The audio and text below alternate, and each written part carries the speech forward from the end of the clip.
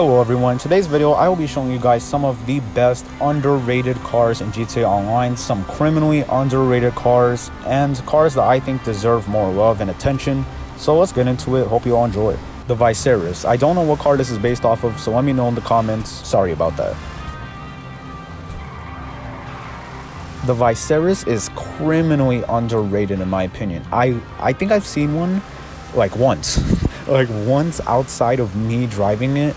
And I really think I should see them more because this car looks beautiful. It has great customization. There's really a lot of stuff you can do to this car. It looks great in every color just about. Like there's so much this car has got going for it, and I just never see it around. Now I actually don't know if this car got removed or not because I'm not currently home. I'll have to check back, or maybe someone in the comments can let me know. But if it did, then I definitely won't be seeing it now because unfortunately, I don't know, it's just very sad that I didn't see a lot of these even before it got removed, if it did get removed, and I just wish I would see more. This car is fantastic. Its performance is not that great, especially by its class standards. There are definitely better cars than it, but this is just a great looking car, a classic wedge shaped car, and it just looks absolutely beautiful in my opinion. This car has a lot going for it. Now this car would be great to add HSW on. I feel like I said that with a lot of cars, but this car would really be great too. I would definitely prefer HSW on this car than the Sterling GT, but we got on the Sterling GT instead. It is what it is, I guess. But the Viceris is still a very great car, even without HSW. It's great to look at. It's great to take the car meets and everything, especially because no one drives it. Especially at car meets too. Like, I still don't see these at car meets. So even if you do take this to a place where car enthusiasts are, you still won't see too many of these, which really tells you it's underrated. And yeah, I just love this car. It's absolutely classic. It's timeless. It's style. I just love it.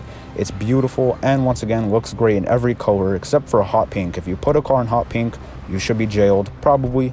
And yeah, don't put a car in hot pink, please. A bonus is that the interior actually looks pretty good. It says Lampadati there. It looks pretty nice. It has the gated manual down there. Like, this is a nice looking interior as well, which is definitely another perk of this car, which a lot of people don't really appreciate. The Cinque Mila.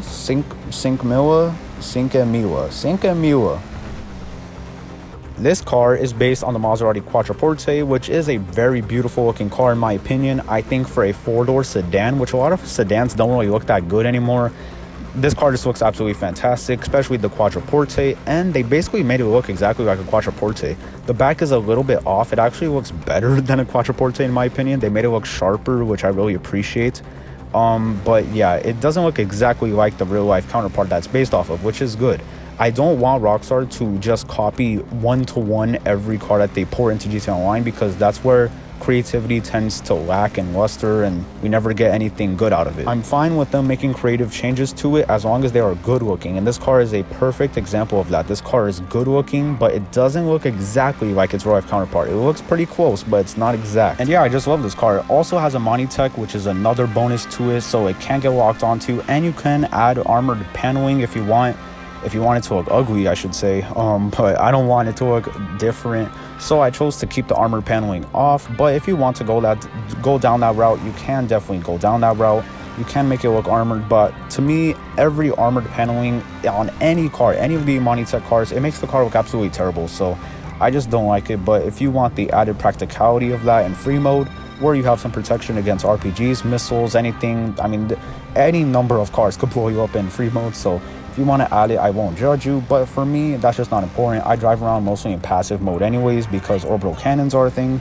And yeah, if you want to do that, you can, but I chose not to, and I think my example looks absolutely fantastic, and I just love this car. Once again, if you are a new player, I probably wouldn't get this car. There's better cars for the price and for what you get, but this car is great for enthusiasts, and if you just want a Maserati Quattroporte in GTA Online, which I didn't really ask for, but I guess now that we have, I'm not mad that we do have it. I definitely do appreciate having it now, but it definitely would have been cool to maybe get something else, but I'll take what I can get. The 770, based on the Aston Martin 177. The 770 is beautiful in my opinion. It's an absolutely perfect car in my opinion. And it doesn't look that similar to its real life counterpart. Once again, it kind of looks like something where Rockstar took the creative liberties and made their own changes, which I'm completely fine with, because in this example it looks great. And yeah, in my opinion, this car is just criminally underrated. I literally never see them around, and I really just wish I did. I do not believe they took this car off sale, so you can still buy it. I think, don't trust me, go and check yourself, or I'll let you know. I'll put a text right here if you can still buy it. But if you can't, then even before that, I still didn't see that many of them, and it's very unfortunate because this car is so underrated.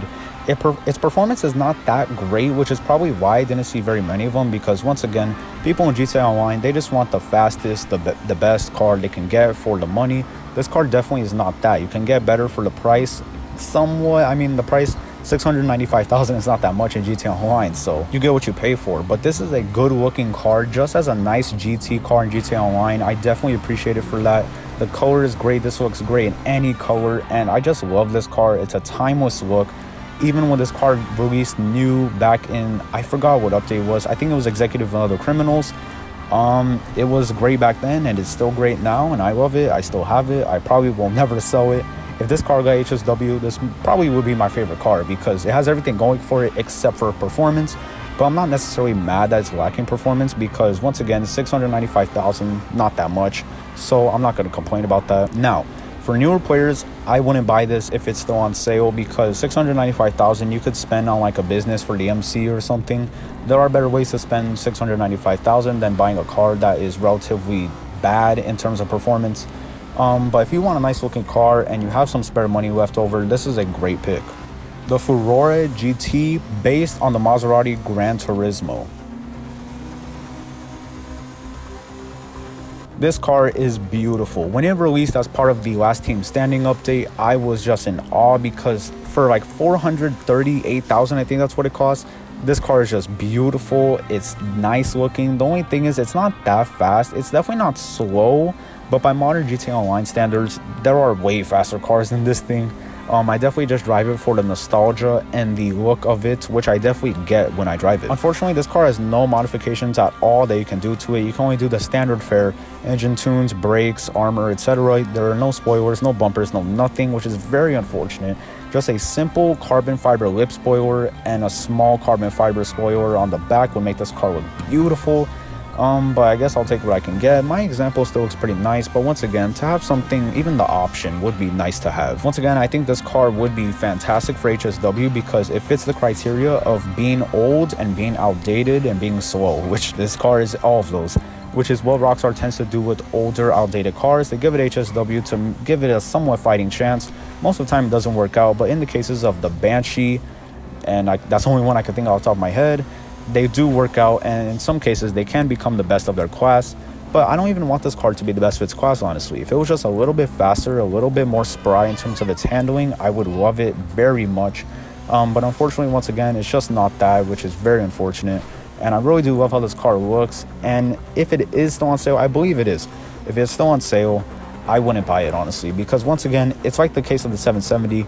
There are better cases, better ways to spend your money, even if it is only $400-some thousand, than to buy this car, because this car is not that great in terms of modern GTA Online standards. But I bought it a long time ago and I still have it, and I'm glad I do, because this car, there's really no reason to get rid of it, because you wouldn't get much for getting rid of it. First of all, because it's pretty cheap.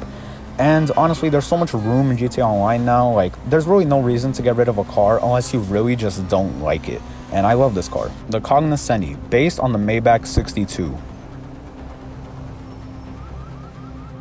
The Cognoscenti is beautiful. It is a timeless classic for me, especially because I played GTA 4 as my first GTA game. Technically, I played GTA Chinatown Wars, but that was on the phone.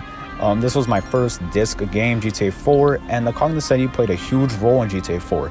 All the mob drivers, all the mob people, they all drove this car, and it would make sense, because in New York, these cars were known as chauffeur cars, cars that you would be chauffeured in and not necessarily drive, and that's what you did in GTA 4. You would drive around the mob bosses or whoever in these cars, and it was so cool. The physics in GTA 4 made this car so much better in GTA 5, in my opinion. It had so much more roll and character to the body. In GTA 5, it's pretty stiff, and once again, it doesn't have a lot of customization, so that's pretty unfortunate. But it's okay, because honestly, if it did have customizations, I probably wouldn't even put them on the car anyways. Now let's get to the GTA 5 version. Performance is not really great. It is a long car. It's like a boat. It's like a slow boat, which no one really likes at all. I drive this car simply for how it looks and its quirks, and it does have a good amount of quirks actually for a GTA 5 car. For example, the interior is very quiet, which I will show you in just a second. And it is great. I love the two-tone color scheme you can go for with this car. You can add like a darker color as the first and then a lighter color as the second. Just makes it look absolutely fantastic. And yeah, I just love this car. Once again, if you're a GTA 4 player, you will get more out of this car than someone who's new to GTA 5, which is just how most cars go, unfortunately. Most older cars, at least. Now, Rockstar doesn't really add older cars from older games, which is very unfortunate, because if they did, I would definitely appreciate that a whole lot. But it's okay, honestly. I don't mind it too much. And now I'll let you listen to the inside of the car.